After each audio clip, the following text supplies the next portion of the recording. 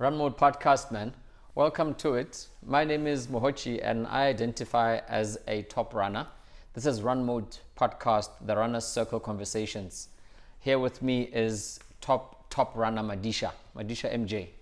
Yebo. How you doing, my brother?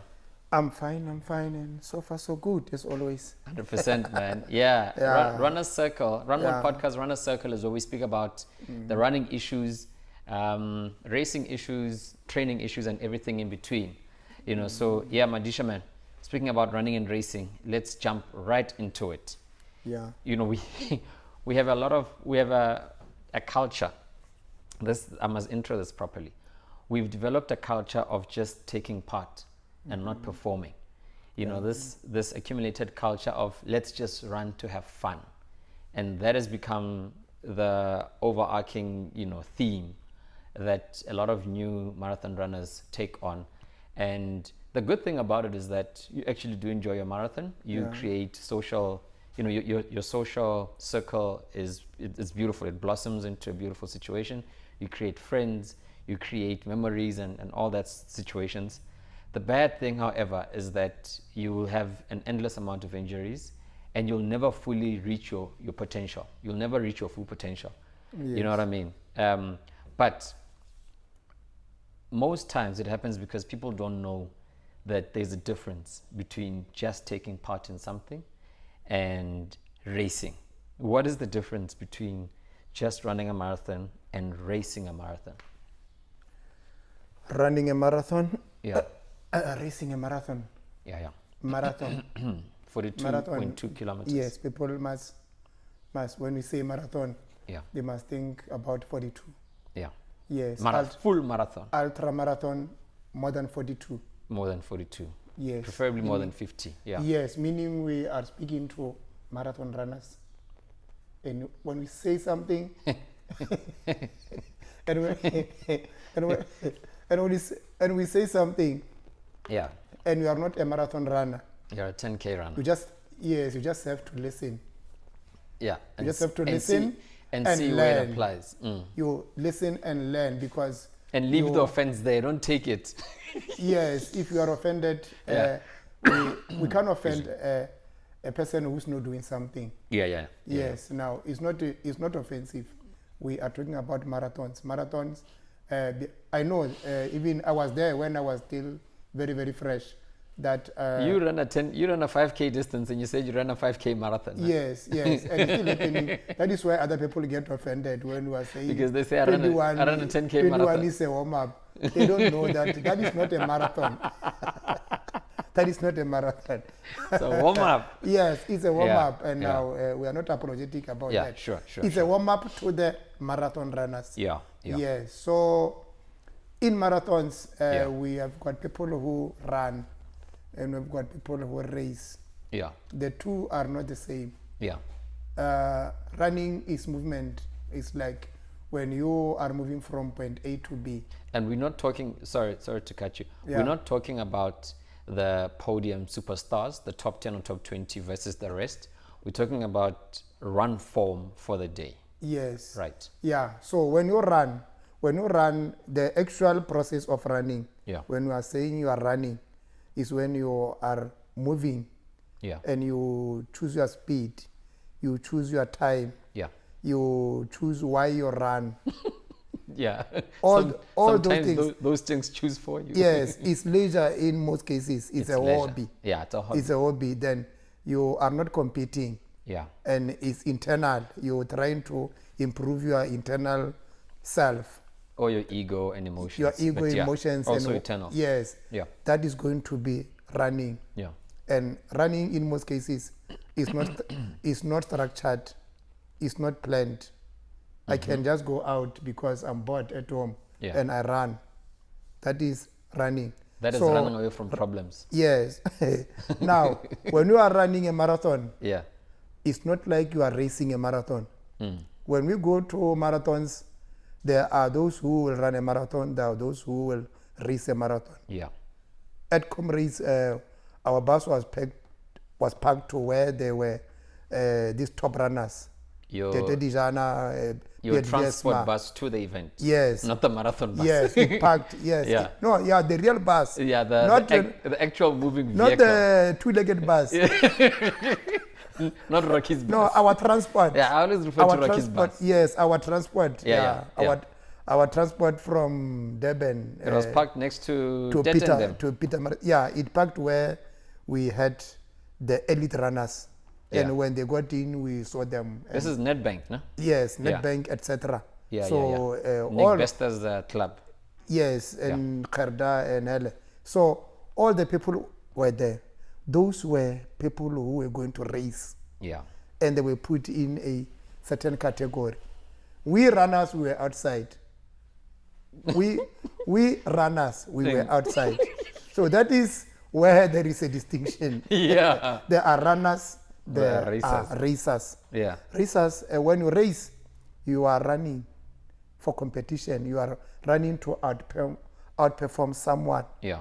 Or your last PB. You are running for your PB. You are running in order to get money, in order to you have got a time. Yeah. And you are taking running very serious. Yeah. To the last degree. And that could apply to someone who had a sub-5 marathon finish or a sub-11 Comrades Marathon, and they want to get a sub-10.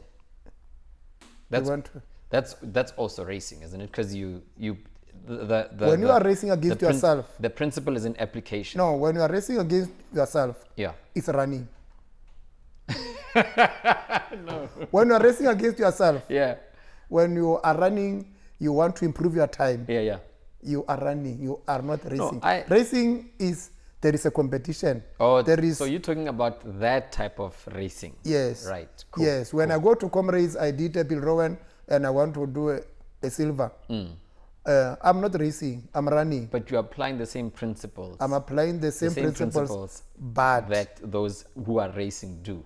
Yes, but But I'm not racing against anyone. Sure. Okay, I am just running. I get you. Yeah. I get you. I'm running. I want to satisfy myself. Yeah. So if I want to improve my PB, I'm not racing. I'm running, and I'm being competitive to myself. Yeah. I'm competing with my previous self.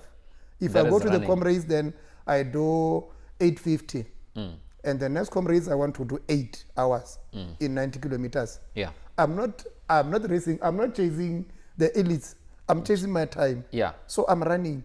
So what do you call the one who just runs to finish? It's a runner also. It's running. So there's a difference between your application and their application in principle. Yes, the application is different, but what we are doing is the same because we are racing against our own time. The difference is the speed. No, that finisher, they're not racing against 11:50 from last year. Yeah. They're just running to not get anything 12 hours and more. Yeah. So they're not racing at all. Like there's no racing bone at all. Yeah. Yes, they're chasing time, but they are not racing against their previous. Yes, I was trying to make the difference between running and racing. Yeah, option A. that if you are racing, you are not running against yourself. Yeah. You can run against yourself if maybe you are number 1 there and others are coming, then you want to break the record. You will be racing. And it's structured, you are running in a different environment. We are together, but we are running for different purposes. So we will have people who will be running in order to complete the marathon. Yeah. At the time that has improved. Yeah. But we'll have people who will be competing. Now to race, there is a competition. Yeah.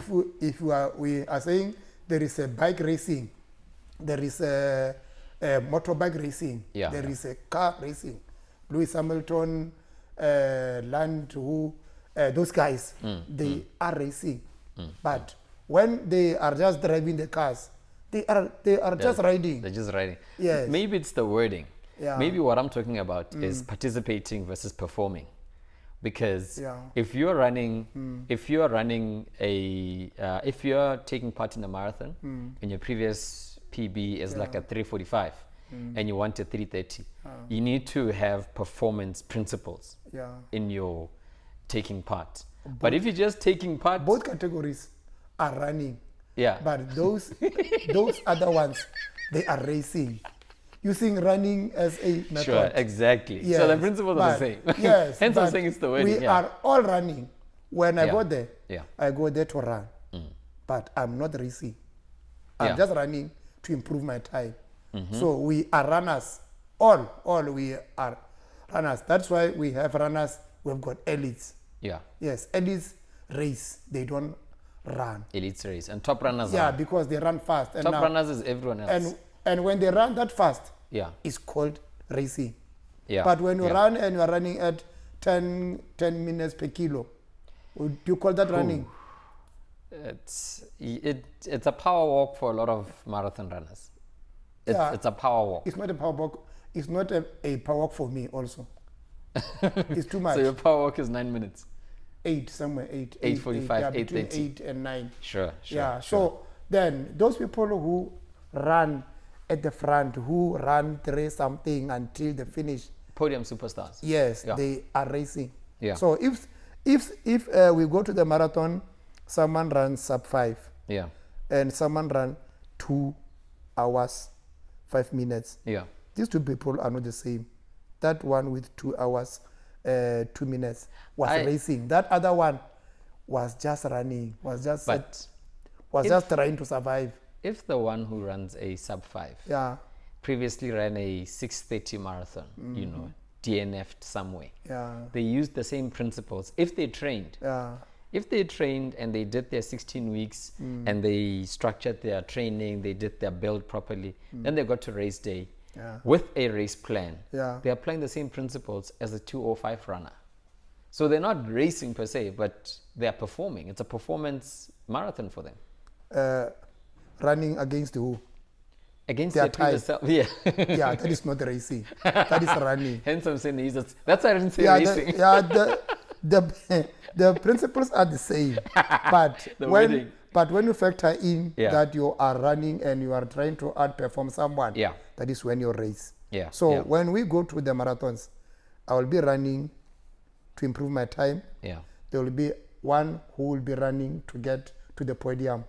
They are racing. They are racing. Yes. That's like, and you see that when that's like 20 runners out of 2,000 participants. When you are doing a marathon of in-out at the same road, a route of not a circular, a to and fro. Yes, when you meet them when they go back and you are still going to the half. Yeah. You'll see that you are not doing anything. Yeah, you'll see that you're not moving. That is where I said even if you greet them because they don't have time to talk. But when you have time to talk, you must know that you are running. You're a runner. You're a participant. You're a participant. You just want to get your 419 so that you can qualify for the Comrades. Let's talk about running and breathing health.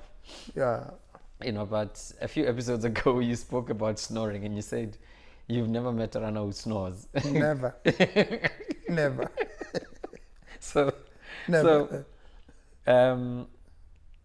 Obviously running is an endurance sport. So a lot about it has to do with your breathing, respiratory system, cardiovascular, yes, but very important. Respiratory system. How does running affect the overall everyday breathing outside of sports performance, outside of training, just every day as you're sitting here breathing? How does it affect? How does everyday training and dedicated training plan affect your daily running? If you sit next to a runner, the first thing is you must not hear the breathing. Okay, you hear the breathing when they're running. Yes, that one they will be applying force. But when I'm seated like this, I must have free movement of air. Because what running does, it makes the muscles of the respiratory muscles to be strong. Respiratory muscles. Yes, from the nose, up to the trachea. Yeah, the trachea. Yes, esophagus is for the food. Yes. The trachea, this hard one. Then there is the bronchus, the bronchus, the tube that goes to the bronchial. Yeah, if they say you have got bronchitis, is when now those tubes are affected by the mucus. So now inside there will be some bronchioles, the ball-like, that is going to be where there is an exchange of carbon dioxide, oxygen inside the lungs. So when you run, those parts are strengthened. Now they are these parts are all muscular, like the lining that you're talking about. They are like muscular and they've got rings, cartilage rings, so that the air must move. Yes. Yes, they are not weak. So they become stronger because the quality of the build-up and the fact that they become flexible and elastic. When you run and there is a lot of air going in and out, they become conditioned to be open. And they're expanding and contracting. Yes. Regularly, frequently. Then the chest will be the lungs. The lungs and the chest muscles are going to be conditioned. Or built a lot more capacity. And they become strong. So that is going to make a person who is an athlete, when they are relaxed, then you'll find that their breathing is very low. An endurance athlete. Yes, they will not breathe fast. An endurance athlete. Yes, endurance athlete. Maybe not a golfer. The golfers, they just... I'm talking about endurance guys. Swimmers, cyclists, runners, rowers. Those are the guys we're talking about. Yes, right. Especially swimmers, because they are using a lot of air now. Absolutely. So now, when you are an athlete, you will not have a problem of breathing. That is why some of the athletes can run even when they have got flu. Which they shouldn't, but they can. They can risk and run with flu because their passages are not very much smaller. So if they've got some mucus now, they can be able to spit it out. You know the issue of the mucus along the way when we run. You see a lot of them. Now people must do it outside of the road. So effectively, So effectively, these breathing passages are just cleared up. All the mucus that builds up is cleared up through when you consistently train and you exercise. So even then the chest and the chest muscles, the lungs will be bigger inside. And that is what is going to increase your VO2 max. Oh yes. Oh yes. It will increase your VO2 max because the most important thing, because you'll be taking in more oxygen. They will be able to accommodate more oxygen. Next to resting heart rate, VO2 max is the most important metric from the watch. Yes. So you will be able to have the heart rate when you are breathing, your heart rate will be lower. Because you are not fighting your body. Sure. Yes. So what about people who have respiratory conditions, like people with asthma? Can an asthmatic person run a marathon distance? Yes. But asthma being explained is when the passages are thin. There is inflammation that can be caused by allergens. Now, one of the allergens maybe is coldness. If it's cold, now they start clogging up. They clog up, and the pollens and the pollution. That is why it's not good to run in the evening. It's good to run in the morning. For some people. Yes. For some people. No, in the morning there are less cars along the way. The companies where they make the air is things. The only difference between afternoon and morning is that the air is clear. Clean. The air is much more clean. Maybe in percentages, maybe is 80% clean. It's much more clean because of the particles people have in the not air. yet gone to work. Now people, when they go to work, then they pollute the air. So people who have asthma, in order to alleviate that problem, they need to have that inhaler. So if they have that problem, running puts more pressure on the lungs and all these passages which you spoke about. Does that not create a situation where they're at danger of having maybe an asthmatic attack, but also having a respiratory problem? First, we get medical advice. Okay, sure. That is the first one. Second is get medical advice, then you will get an inhaler. I remember there was a guy who played for Pirates, Monip Josephs. Monip Joseph, the goalkeeper, yeah. And Sean Bartlett. I think the striker, yeah. Yeah, I think they had asthma. I know Monip. Sean Bartlett also had asthma. He's asthmatic. Yes, but I'll go and check. But I remember two guys from Cape Town who played in the PSL. Not Benny McCarthy. No, Benny McCarthy was very strong. Sure. So Monip Joseph used to have that inhaler. He would put it together with the towel there behind the goalpost. I see. Yeah, so he played football. There was no problem. And something that I read is in 2012, more than 700 athletes had asthma, and they were doing endurance sport. This is a South African statistic or globally? Is a statistic that is there. 2012 Olympics. I'm asking, does it apply to South African athletes? Or no. Globally? Globally, because Olympics is not for South Africans only. Oh, 700 at the Olympics, at the London. It was in London, in 2012. Yeah, it was in London. Yes, more than 700 had asthma, and a lot of them were endurance runners. Now, if you have got good medical care and you train in a good way, and training in a good way is you need to do endurance running. That is the first thing. You do endurance running until your body become used to the pain, or maybe become used to being under stress. The physiological pain, that's true, the physiological pain. Yes, but mostly asthma can stop a person from playing sport. If someone says I have asthma, it's an excuse. They need to get some medical advice, an inhaler, and just strap up and let's go run. Yes. Okay. Yeah. I'm coming for them. I have a couple of friends with asthma with that excuse. Coming for them. What breathing improves a lot of functions in the body. It helps with relaxation, generally with the nerves and the brain and everything. But what breathing exercises can you do daily to improve your running? Yes, when you are running, there is an exercise that we can do of improving your breathing. Yeah. There is where you can run, where you close your mouth.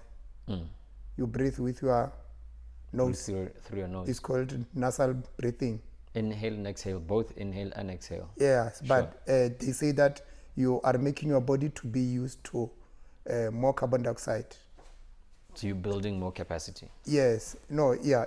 You build that your body, when it's faced with more carbon dioxide, under harsh conditions, when it's lactating, then your body can be able to cope. Isn't that when you use your nose and you use your mouth, there is a free flow of air? Yeah. So there's a full cycle of air. Yeah, then you will be able to cope. Simple.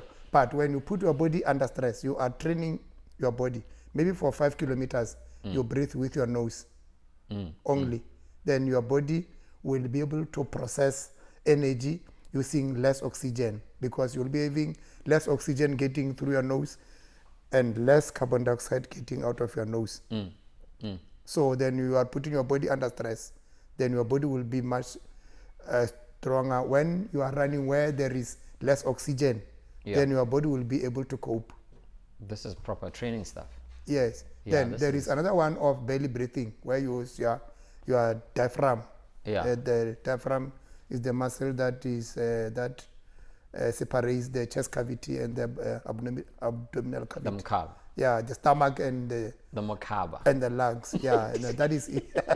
Macabre is insulting. It's insulting. Macabre is insulting. Yeah. Or the belly boop. Maybe because it's in the native language. The belly boop. The belly boop. Yeah. So when you are breathing through the belly, that is when you don't put the pressure on your lungs. Effectively, belly breathing is the only thing that expands is your belly. Expands and contracts. Yes. Right. Then when you're taking your belly down, then it means more oxygen will get into your lungs. You will not be tired fast. Sure. So that is one of the exercises. And another one is the one that they say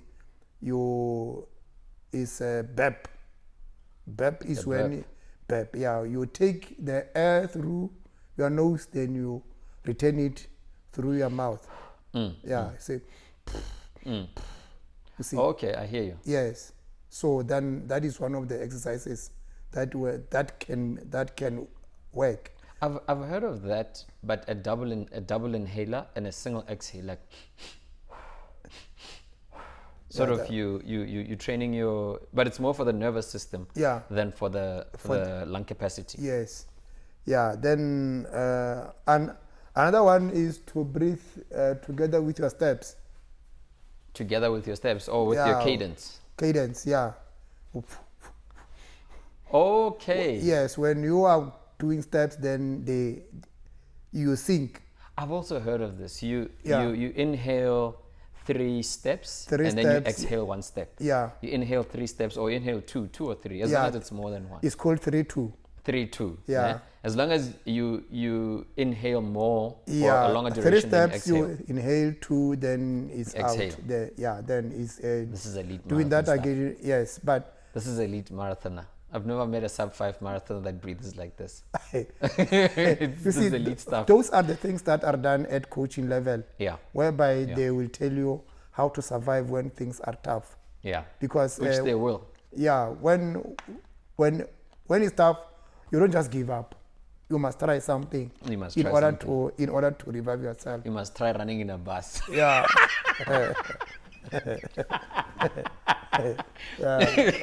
Let's speak about running streaks. Speaking about people who try things. Yeah.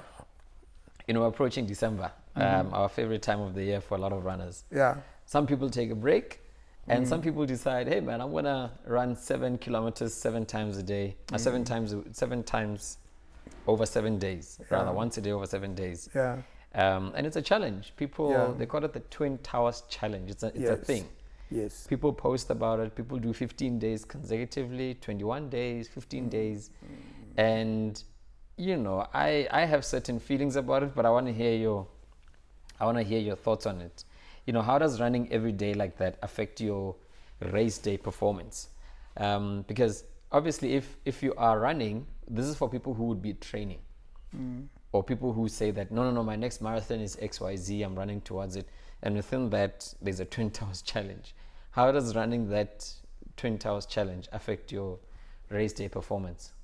Yeah, you call them the running streaks and the running challenges. Yes, running streak is when you run for some days and you don't stop. Oh, yeah, that's the difference. Sorry, that's the difference. Wisdom Modao did a running streak. Yes. Where you ran from OR Tambo in Joburg to Polokwane at Tamkaba Stadium. Yeah. That's a running streak. Running every day, the whole week. Every day, and the kilometers are the same.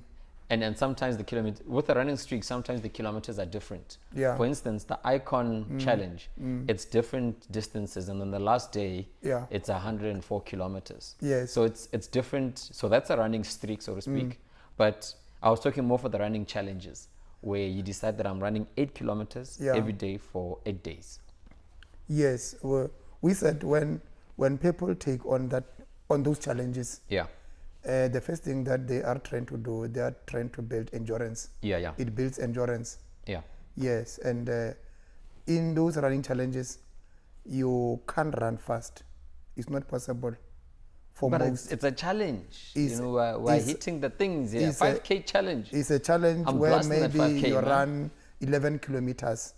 It's not possible for a person to run 11 kilometers times 11 days and keep the same pace. At the race pace. Yes, maybe at the beginning. Where is the mindset going in though? At the beginning now, the percentages are going to go down. Yeah. Yes, because when you can run that 11 kilometers in 1 hour, the first day. Second day you can run it in 1 hour, okay? But when coming to half of those days, because the energy now will be gone, and even the sort of being bored because you are doing the same thing every day. Yeah. And when you are not using the same road, maybe things can change. But if you're using the same road, then you are not going to be less motivated. But you will be motivated by that you have subscribed to this thing with your friends. You are motivated. There is accountability there, because when you don't run, then you will have to explain why. Chastised. You'll be pinned to the cross. Yes, yes. You don't get into something that you in the can't form finish. of social media. Yeah. So, but for that, Yeah. it can affect your marathon. It definitely does affect It can your affect resting. your marathon because you will end up running at a certain speed that is not your speed, and your conditioning will change. It'll change. There is no rest in between. Because training, taking a set period of time, 12 weeks to train for a marathon, in those 12 weeks, you're developing components that will assist you on a race day. Yeah. And the life cycle of this development is that you condition this muscle or body part or whatever. You condition it and you feed it the right food, you give it recovery, and it gets stronger and stronger and stronger over time. You have got hills, you have got tempo, you have got base pace, but so before it fully develops, yeah, you will be running again. So there is no the recovery part in that cycle of development is missing, and that is the most important part for development. The last part, the developing. And I read somewhere that this because it's 11 times 11. Yeah, is you are doing long run indirectly. You're doing a long run. Yes, that is a method that is called bunching. But but because it's 11 kilometers, it's not going to be a long run per se. Bunching is where when you are doing a long run, they say that if you do a running today and you don't let 24 hours pass, you run in less than 24 hours, then you continue. You are just adding to that one because you have not yet recovered. I see. So it's a long run. But with this one of 11 today, 11 tomorrow, you rest maybe for 12 hours. Is it 24?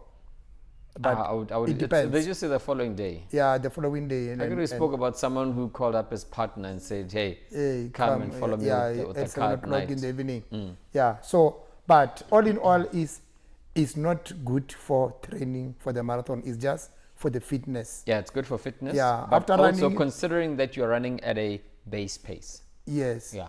Yes, but after running it means you need to be able to do a lot of recovery. Yeah. And you need to eat right. And even during the challenge, you must eat right because you are using energy every day. And the more the days go forward, the more you become tired, and it becomes a duty. Sure. It's no more. You don't enjoy to run. You just want to finish. So two things. You need to run at your base pace. And base pace, as you mentioned last week, whatever your marathon time is, your marathon pace is, or your 21K, whatever it is, reduce 30 seconds of that. You reduce 30 seconds. 30 seconds or more of that if your marathon pace is 7, you must run it at what? 7:30, 7:30. Yeah, you must add. You must add. You don't reduce. You run, like I run at 5. I run the marathon at 5 or 5:30. You must add seconds to your pace. You must add seconds to your pace. Which makes you physically slower. Yes. Yeah. You add, you don't. If you reduce, it means you become fast. I was thinking about reducing pace. Or reducing pace. Yeah, physical, practical. Okay. Definition, yeah. But hey, it can get quite confusing. You add 30 minutes to your time. Yeah.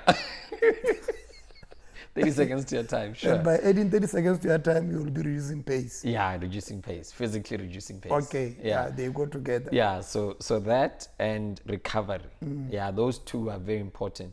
And recovery is sleep and the food you eat and the stretching and all those things. And you must do recovery every day. Yeah, every single day. Yes, because those muscles, you need them tomorrow. And taking pictures for social media is not recovery. Yeah, it's part of recovery. Don't spend an hour on TikTok or Facebook. It will make you feel good. It's a recovery for emotions. Yes. For the ego. and don't forget that we are talking to marathon runners. Is there any benefit to running these challenges? Is there any material benefit? Material. Or is it just I'm feeding my ego and my emotions? No, it's just feeding the ego and just running with people and being... Socializing. Socializing and showing people that if you can do it, I can also do it. Yeah. Is there a reason for it? Why do runners keep doing it if it's just for the ego, it's just for the emotions? No, it's for the ego. Then it goes back to when we said, why do people run? People run in order to get fit. Socialize and all those things. Now, as time goes on, then running becomes part of your life. Yeah. So when these challenges comes, then you become part of them. So that is why we said that people can do a lot of things. That is running underground, doing triathlon. Yeah, Even this yeah. challenge is one It's one of those things. Right. Things whereby it builds the culture of running. when you run, then Sure, you sure, become addicted, then you do all these sort of things that other people can't do. Yeah. I can't do it. I can't do the 10 times 10, 11 times 11 challenge. I can't do it. I'm not. Yes. I'm unable to do it. Yes, people can challenge themselves because Yeah. I saw a video of these guys, these Kenyans. The Kenyans, they were training ladies there. Yeah. On a hill. There is this thing that they pull. They put a steel. Yeah. A steel maybe with some kilograms there. Mm-hmm. Then they go up the mountain. Then Are they putting it on their back or something? They put it somewhere here. Oh, it's like rock running. They have something on their body. Like here we do it with a tire. Yes, where you can put a tire and you run on the grass or on gravel. Then that pulling effect, it increases your strength. Sure. So there were ladies going up and down. Then it increases the power. Then I posted it on Facebook and people were saying, no, these people will die. I say no. That's why Kenyans are very strong. Oh, but the marathon challenge runners and the running challenge runners they won't die. Yeah. So people can do a lot of things. Challenges, pulling things. Sure. A lot of things. All right. Let's talk revolving topic now. Festive season break. We spoke about, what did we speak about last week? We spoke about sleep, the importance of sleep last week. So today we're speaking about the importance of stretching. Yes. We will be taking long breaks from running during December. Yeah. And sometimes when you do run, it's going to be more for recreational, more for keeping fit rather than training. You know, there's a lot less people training throughout December than there are who are training. And this means, your body can get a bit lazy. Yeah. Physically lazy by default, not by thing.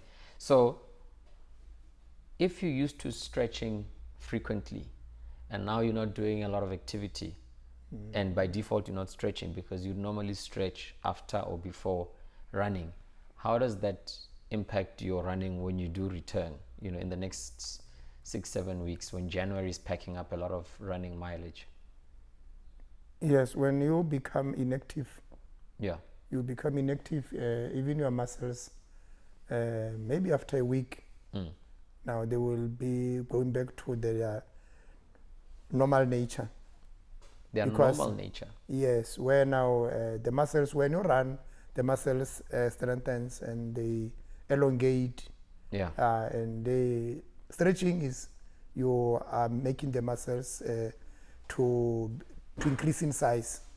After you have run, when they've contracted, then you want to make them relax. You're basically ironing them out. It's like ironing a creased shirt. You are ironing them out because they are cringed up. Yeah. So now you need to be able to, when you are not running, you continue stretching. Sure. You continue stretching. Stretching does not need you to run.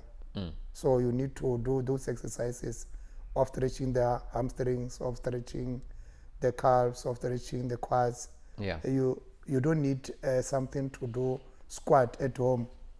So you just do squat. If you have a floor at home, you can do any of these things. Yes. When you don't need equipment, you need a floor. You just have to lie on the floor, you do the Kegels, you do everything. So you need to have also the equipment to do those things.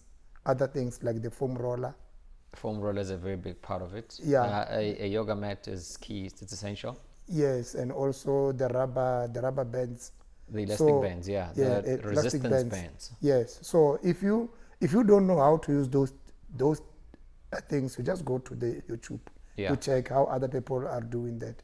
So because if you just interrupt your training by being inactive during December, then when you come to January, you will be going back knowing that you are fit, and that is when you will get injuries because you will train the same way you were training before. And your muscles have lost form. Yes, and before you were doing maybe a certain pace, and because they say the doesn't get young.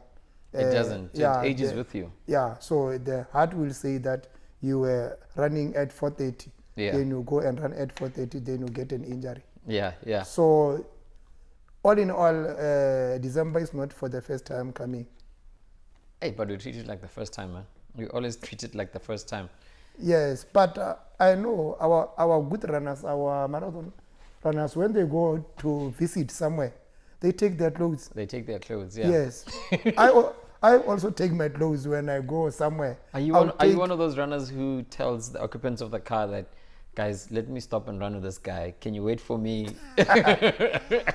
No. No. There's a couple of runners who do. I won't do that. But crazy enough to do that. But if it's December, then I visit a certain place, or when I go and work at a certain place, then I take my running shoes. Yeah, you should always. I take everything. Yeah. I can't just go a day without just running. Or stretching or something like that. Yeah, if I don't stretch, I'll walk. When should you be using equipment instead of just doing, regular kind of stretching? In other words, when do you use a resistance band? When do you start using a foam roller? What's the difference between that and just foam roller? In most stretching? cases, you have to use it after running or after doing exercises. That when you have got some lactic acid and carbon dioxide inside, when you are pressing it, it will disperse everything. Oh, so it literally pushes it to... Yeah, it pushes everything. It relaxes the muscles. It pushes everything that is maybe clogged up somewhere. Where does it push it to? Where does the lactic acid go? No, it will change. It will change eventually. Or it pushes it to an area in the body where it changes form? Yeah, then it will change back to being useful. Oh, okay, got you. Yeah, it's like when you are having an injury, when in football they take a spray. Yeah. They spray there, then now it will make sure that that lactic acid or the clogged blood is going to be something like a liquid, then it runs again. So it just makes the things that are clogged to disperse inside the body. So stretching is a big thing throughout. Yeah, and throughout the festive break. The rubber bands condition the muscles, the nerves. Yeah, when you are trying to do the kicking motions and you are not doing it on your own, so they make your leg to go forward and come back, and they restrict you, so you are not going to injure yourself. So it primarily trains the joints, the joints on the joints on the knees and the movement of area. The muscle is not loose. Is going to be controlled. Yeah. It controls the muscles. Yeah. So that when you are trying to kick your leg, you can't maybe kick it outside the range. Sure. And you are injuring yourself. Okay. Yes. Yeah. Well, that's everything that she wrote. That's all she wrote. Festive break, importance of stretching. Yeah. Is there anything else that you want to throw in about stretching? Yeah. Lastly, I've got statistics here. Yeah. Yes, because we in the runner circle we talked about cheating. Yeah. Yes, cheating. In the running updates, yeah. Yes. Mohotjie Marathon. Yeah, we talked about cheating. Yeah. And now cheating, it results in other things. Lack of training and cheating. But diseases or injuries is for maybe some of the things. Yeah. But I have got the statistics for 2024-2025 Comrades. In 2024, 18,884 started. 18,884 started. Yeah. Finish was 17,313. Okay. It's 91% finish. 91%? Meaning 9% didn't finish. Most of those started with an injury.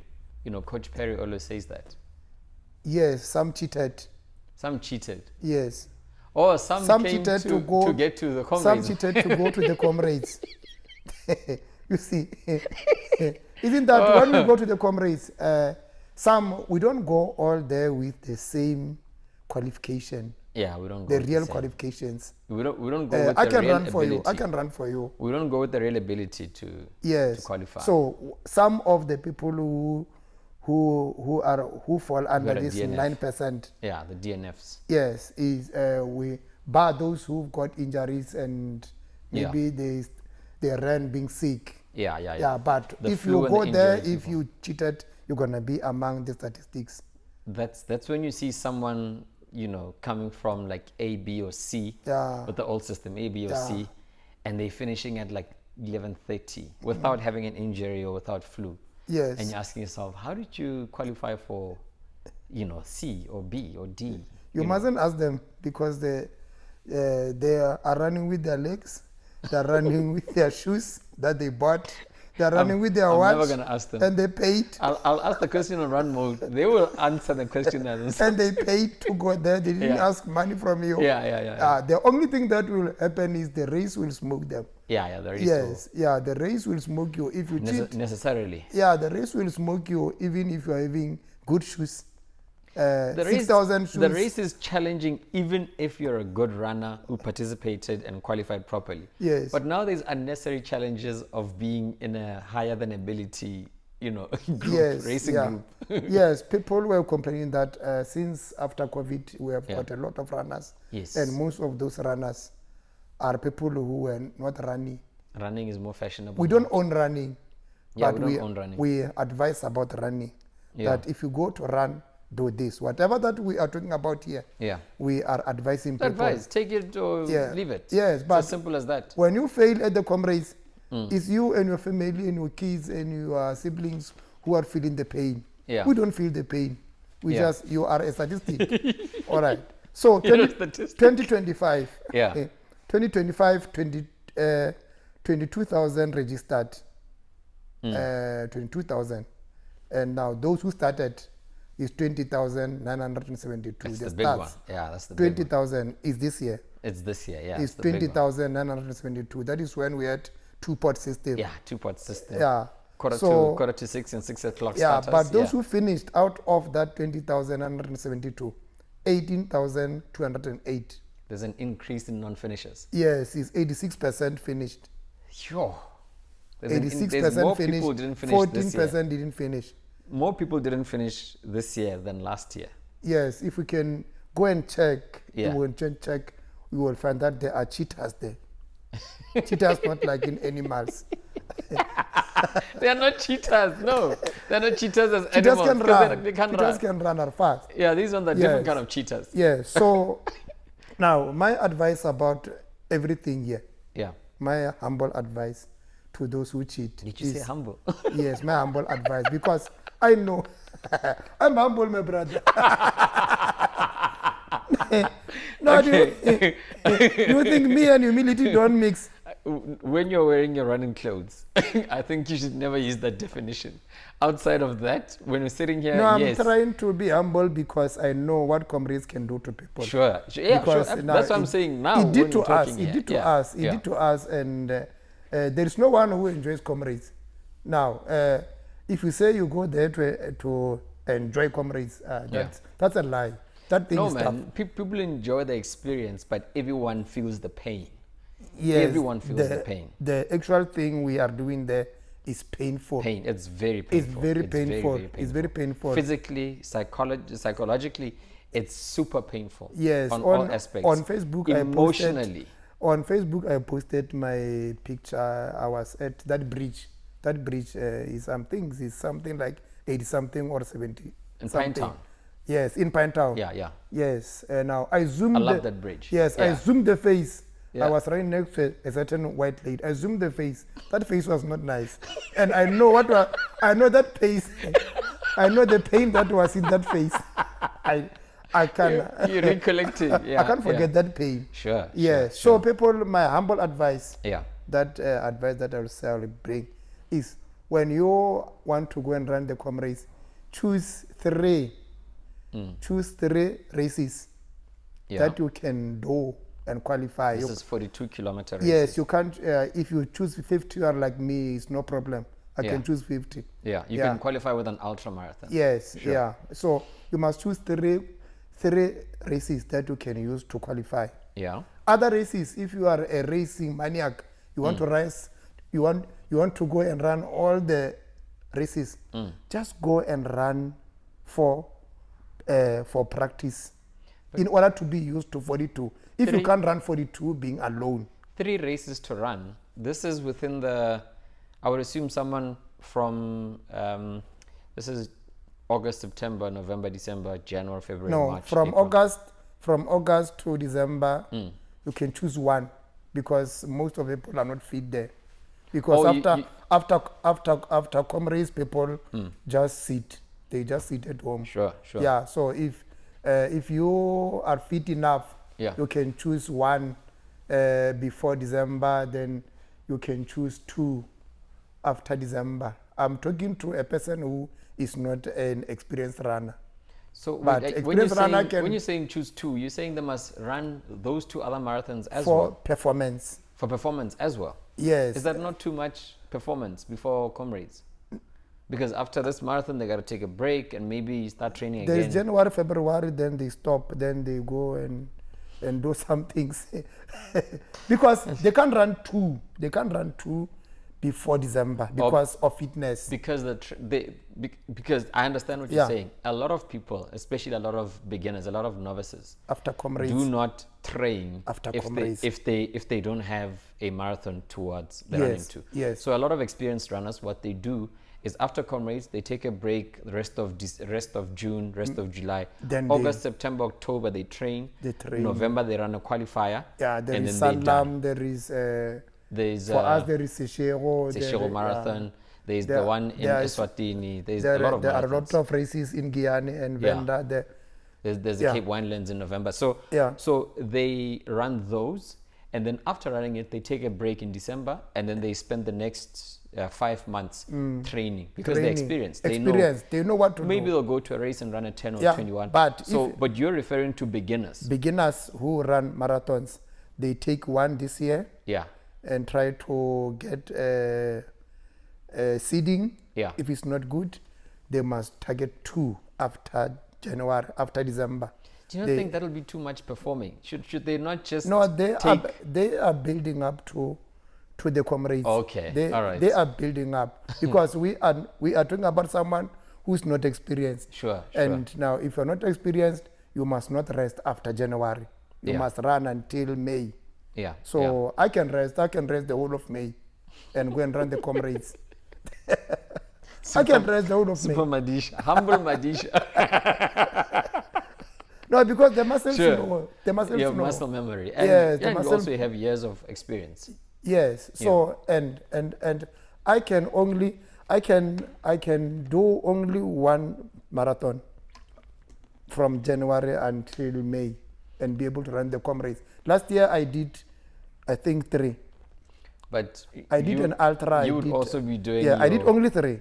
Others I did 21. You'll be doing your rebel marathons. When people go somewhere to run, you'll be matching their distance. That is experience. That is experience because I can run 42 on my own. That's not ego. No, that is not ego. That is I can control. Humility, no? I can control how I run. But sure. Others who are not yet experienced, they can't go out and go and run 42 on their own. My approach is the first half. In other words, the second half of the year. I want to train for a marathon, give myself a full 16 weeks, train for it, smash it, and then know that I'm just going to run in December, a long distance in December. And then I will do structured training for the next, 3 months or 4 months towards, either Lost Corp or Omdidam or 2 Oceans Marathon. Then I'll take a small break and then resume training for Comrades. And then I'm done. Yes. Yeah. And then I'm balanced. Yes. Until I get certain numbers in 2 Oceans Marathon and in Comrades. Then after I get those numbers, then I'm going to start running all sorts of other marathons. Probably Cape Town Marathon even. Yes.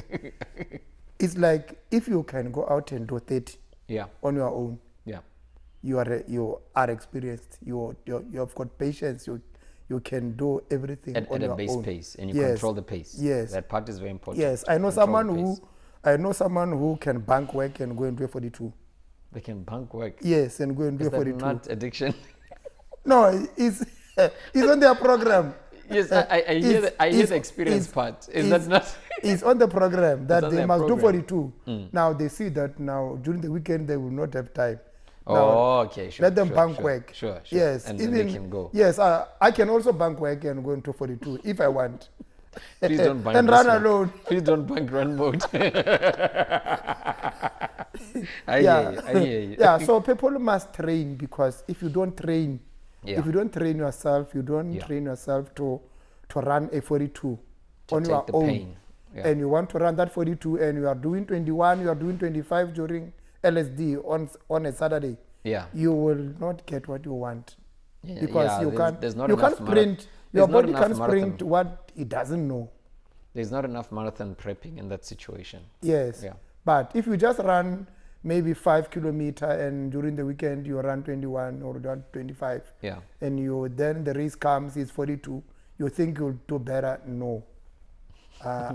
So people must choose races. That is the first thing.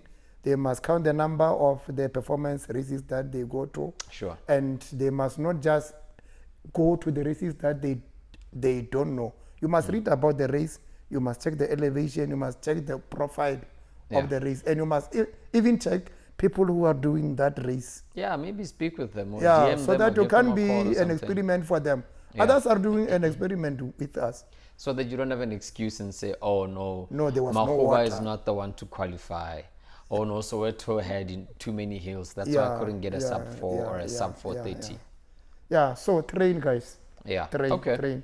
No excuse for 42 kilometer runners. No excuse. If you have registered for Comrades, the hard work starts, and no one is going to run for you. You must qualify for yourself. If you cheat, the race now the Comrades will cheat you also. Comrades will expose you, man. Yeah, because the Comrades is our World Cup. Comrades is it's our final exam. Man. Yeah, it's a final exam. It's our final evaluation. Yes. And unlike a lot of other things, I was actually thinking about this the other day. Fitness, and then our kind of fitness, is something that you can't just inherit from your parents. It's something I can't borrow it from you. I can't buy it from somewhere. The only way to have it, it's not sold, and it's not inherited. Yeah. The only way to maintain this fitness is to keep doing. Yeah. So if I stop running now, I know the moment I stop running, I punch on a lot of weight immediately. Yes. I want to check what I saw about Boston. Is it Boston Marathon? Yes. What is happening there? New 2026 Boston Marathon qualifying standards. For the ages of 40 to 44, men is 305. Men, 305. Ladies, 335. For 45 to 49, men, 315. And ladies, 345. These are the qualifying times. Do they have the category for South Africans? No, these are the qualifying times. Now you see. These are incredible, man. Jesus Christ. And all these are doable with like proper training and everything, Yes, those qualifying times, it means that most of us in South Africa, we can't run the Boston Marathon. Yeah, no. With this criteria, we definitely because those ages are not from 40 to 49 or 50. They are 40 to 44. There's 45 to what? And now, from 60 to 64 is 350.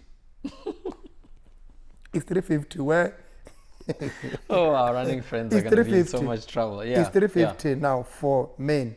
From 65 to 69, 405. 405. That is nearly sub 4. Boston Marathon is like Comrades Marathon. It has the same status as Comrades Marathon in the United States. Is it an Abbott? It's an Abbott one, it's like the chief one. So whenever everyone is running a marathon, they run to qualify for Boston. So if someone does not run their PB, they'll say, oh, no, man, I didn't manage to qualify for Boston. Yeah. So it has that status, the Comrades Marathon status in the United States. Yes, even as a 42. All countries have got that marathon. All countries have that marathon. Yeah. With us, it's the Big C, man. It's the Comrades Marathon. Yeah. Whether you like it or not. So let's train. Yeah, let's train, man. Let's train, no tantrums. If we say 21 is a warm-up, We are not referring to those who are doing 21 and 10. No excuse for 42. No Madisha excuse said for it. 42. 21 is a warm up. Yeah, man. Thank you. Let's shut it down. This is Run Mode Podcast, the runners circle conversations. My name is Mohotjie, and I identify as a top runner, and I'm with Madisha, top runner here. Let's shut it down, man. Madisha, just shut it down. Next week is nog 'n week.